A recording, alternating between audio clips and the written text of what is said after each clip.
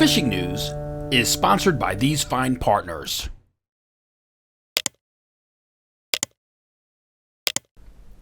I'm Jim Hutchinson with the New Jersey Delaware Bay edition of the Fisherman Magazine. And I guess with all the hunting opportunities throughout the region, duck and deer in the last couple of weeks, and of course the last minute Christmas shopping effort has significantly been impacted in terms of the Jersey Shore surf. But I would tell you that the South Jersey striper bite off the beach for those guys boating, and think Atlantic and Cape May County, is still running strong. In fact, Andy at Riptide Bait and Tackle in Brigantine this week said, quote, "The bite was on like Donkey Kong." That's what he said on Tuesday as Jim R. and his buddies were on a T-Rex charter Tuesday, limited out using the Mojos, the Niners, and yes, the bunker spoons as well. Michael Bascom let me know he got into some large fish off of Ocean City and Atlantic City the other day, dropping the flutter spoons for what he called a nice mixed bag of fish,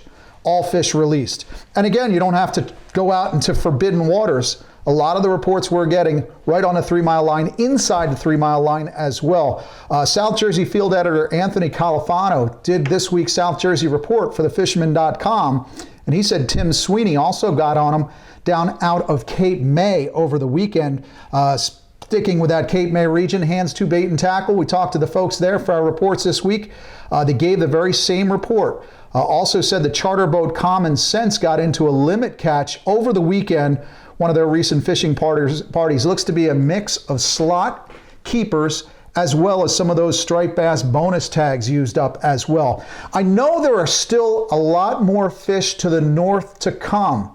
How that will impact us as you leave Raritan Bay down along the front stretches of Monmouth into Ocean and Atlantic and Cape May County and down into Delaware, I don't know.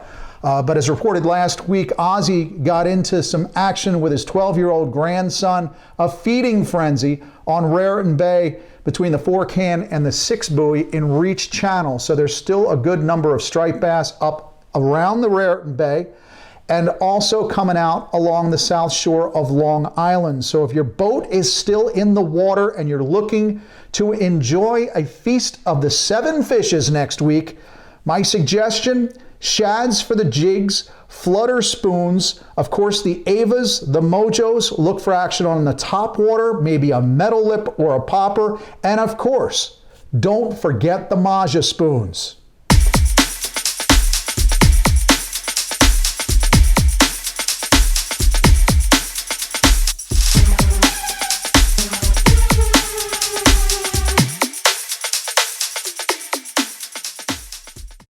I did mention the surf casting options at the head end of this week's report. You'll want to scale down a bit. In talking to a lot of the shops this week for doing our fishing reports, scaling down was the way to go. In fact, Ray at Grumpy's told me to think around the 8 to 9 foot level in terms of the length of rod. You're going to be lightening up your braid if you can. You don't need all that heavy duty equipment.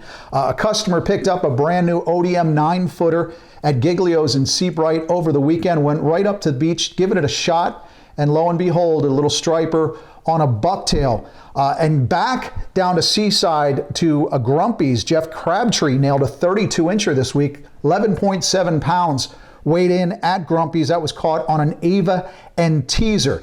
Now, I worked a little pocket in Bayhead earlier this week. Beautiful conditions. In fact, just as my buddy was leaving because he was frustrated because it is kind of a pick of fish, I met up with this guy. Classic presentation with a Smoky Joe colored redfin. I was catching a couple on some of the Kettle Creek swing shads, but again, we're looking at some of the sand eel bite right now.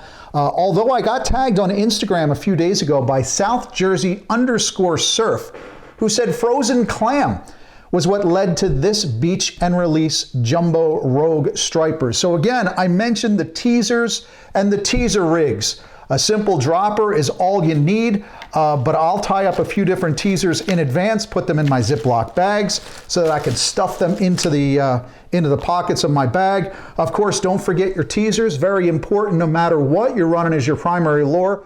A beautiful shell Charis sand eel imitation, but you're looking to streamline some of those baits. If you're looking for what to throw on front, we always talk about the Avas. Mix it up with the colors, yellow, red, black, green. Who knows what's going to work? Some of those Deadly Dicks I like some of the soft plastics as well. Of course, you can't go wrong. There's various size tsunami sand eels, some of the bigger ones, there's smaller ones when those fish are in tight. The brand new Joe Bag sand eels, they cast a little bit better than the tsunamis, but still also a great light tackle presentation, but you want to throw it with the teaser. And of course, one of the things that's worked for me as well, will work all the time. When in doubt, you can't go wrong with a paddle tail shad. This one, a Kettle Creek swing shad that's put on a Z-Man big red eye jig head. So those are the tickets to getting into that surf action. It might be a pick. You might find yourself a pocket of stripers wherever you are, Monmouth Ocean, Atlantic, or Cape May County. Work those pockets. Oh, also don't forget, you also want to take along, I always believe it's important to take one of the smaller model pencils, a Gibbs pencil popper. I have caught stripers in the middle of February, sometimes just throwing those. Stripers will whack up on top. Most of our peanut bunker are gone, but we're still waiting for that heavy mix of sand eels in tight so we can get some stripers along the front beaches. Now, it's not just out front either. Some of the back bays are still producing. Lou Martin has called me this week. He's been banging stripers up to 10 pounds on the Hackensack. He said they're throwing the flukes, I guess the Zoom flukes, right? And also he said money minnows. I said, what's a money minnow? I said, that's an old yum bait. They don't even make them anymore.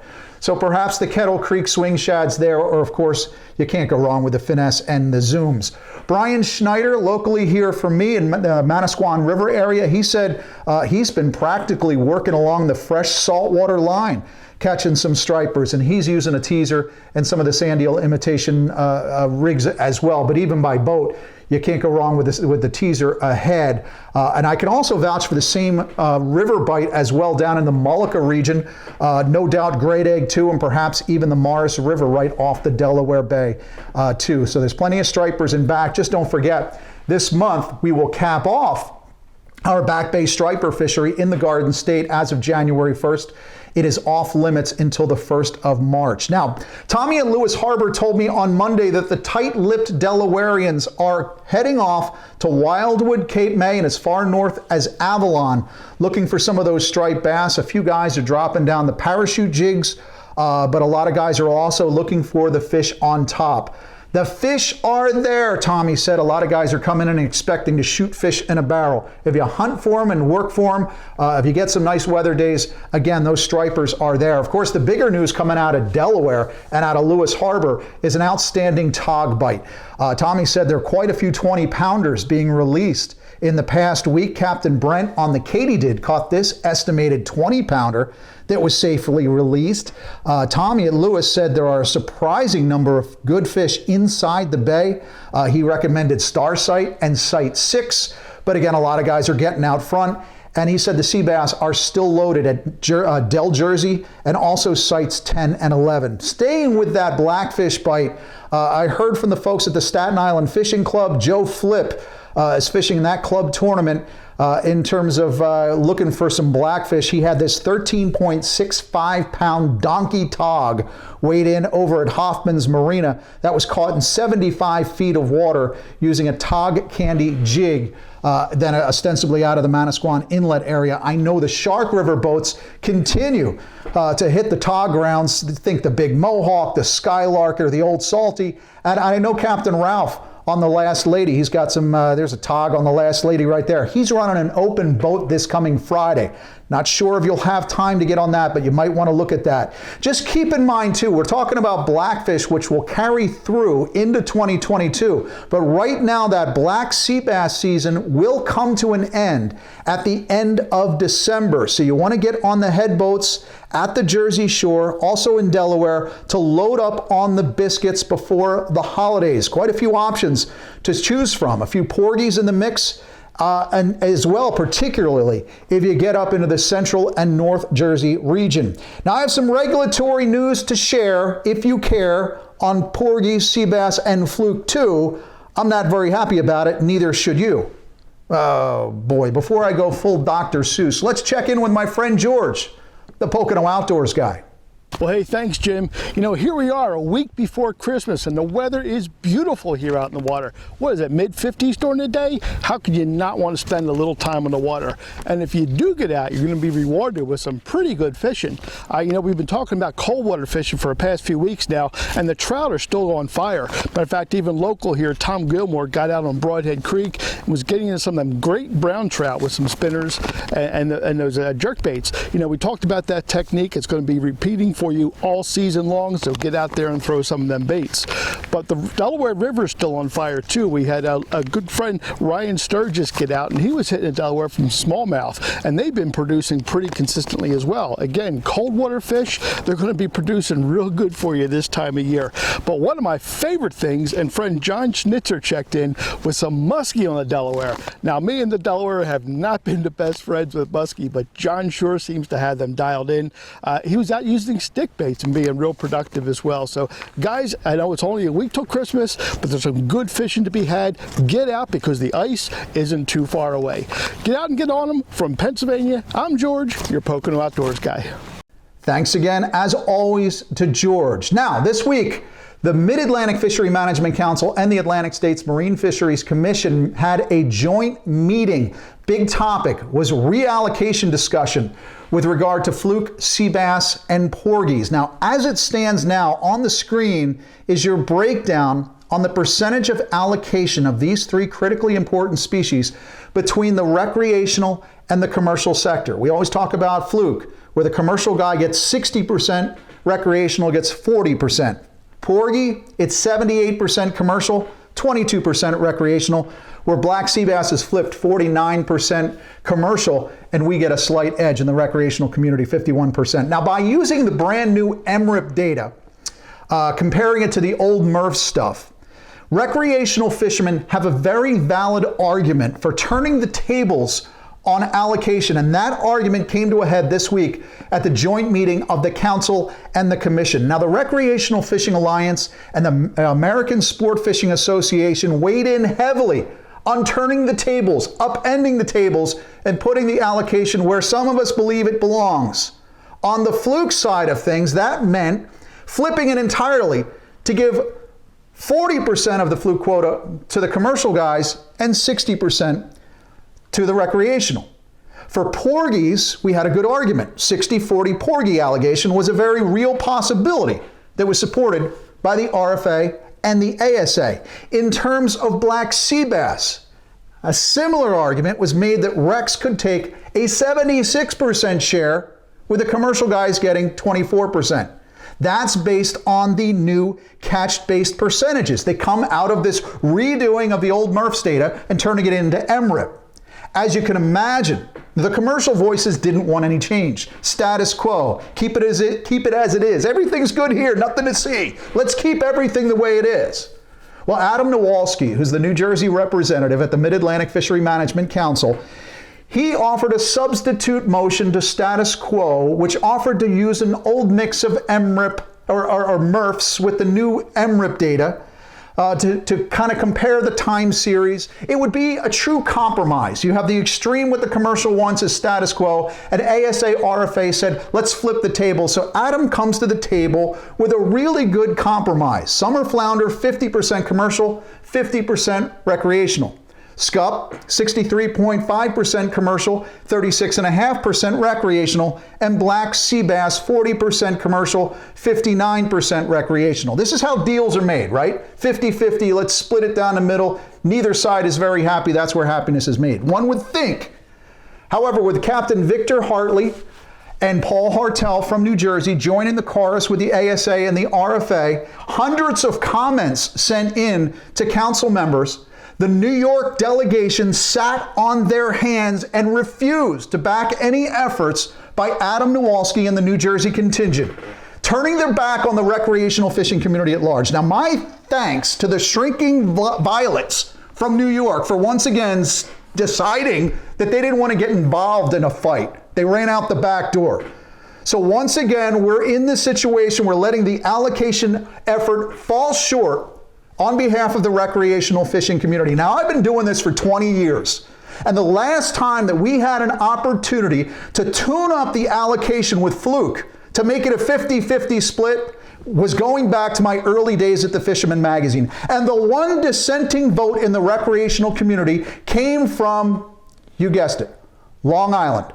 So I'm not sure how long we're going to continue to take this, but those are the new allocation percentages, thanks to not having the full support of the recreational fishing community. Now, New Yorkers, I'm not blaming you, but I will blame your representatives. So I would encourage you to go to the Mid-Atlantic Fishery Management Council website, mafmc.org/members. You can find your two representatives, one of them a brand new recreational representative, find their phone number, find their email address, and ask them why they turned their back on a motion to get more fishing quota for fluke sea bass and porgies for the recreational community.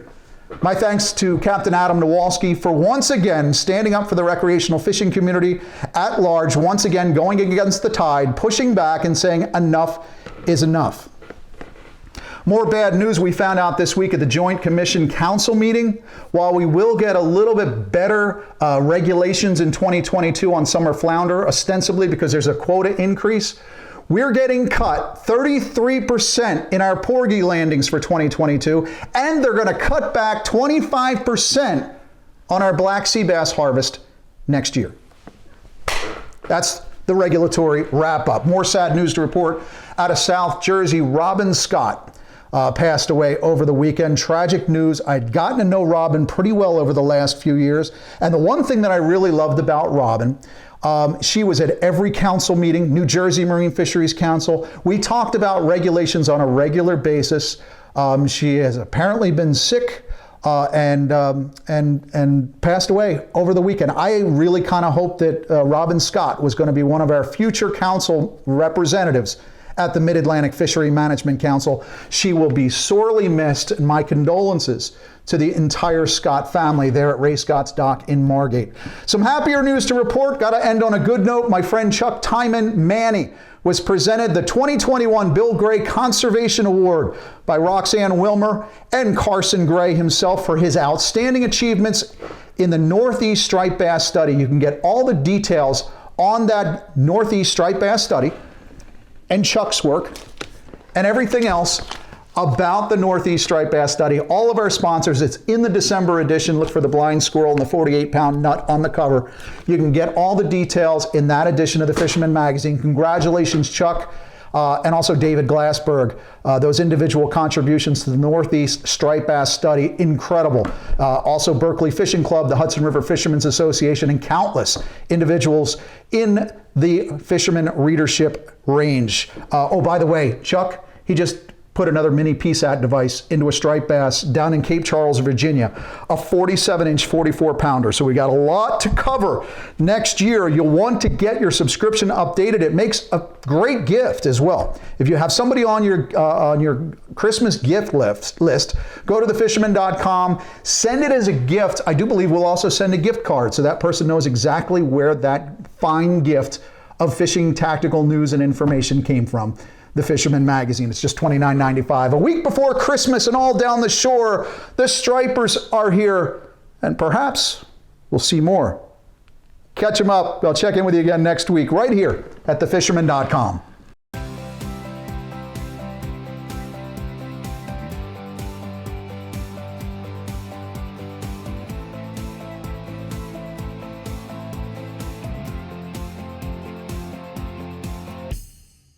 Steigercraft boats, built by people who fish our waters. Serious anglers choose Steigercraft for their 40 years of boat building experience right here in the Northeast and Mid-Atlantic. Visit steigercraft.com for a dealer near you.